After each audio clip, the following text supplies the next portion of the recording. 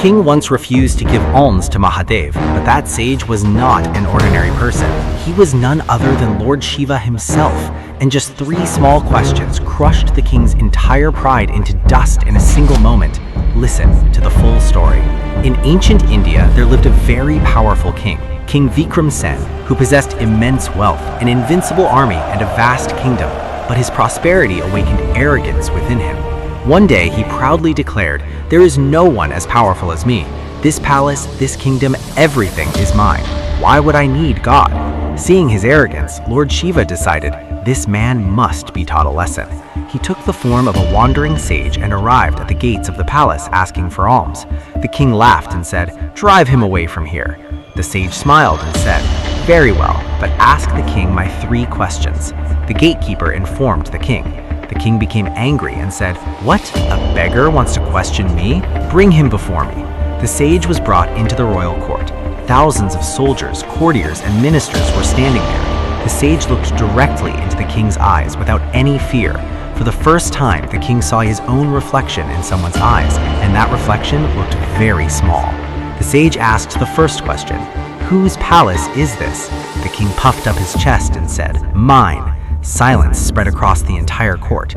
The sage asked the second question, "Who lived here before you?" The king paused for a moment, then replied, "My father." A deep spark appeared in the sage's eyes. The third question, "And before him?" My grandfather." Now something began to stir inside the king's mind, but he could not understand why.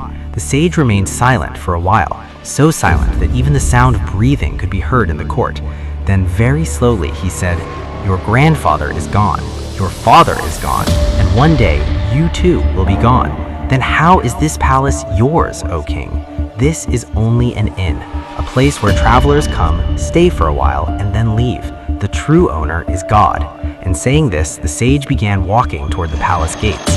The king felt as if lightning had struck his ears. His hands started trembling. Tears filled his eyes. He ran toward the palace entrance.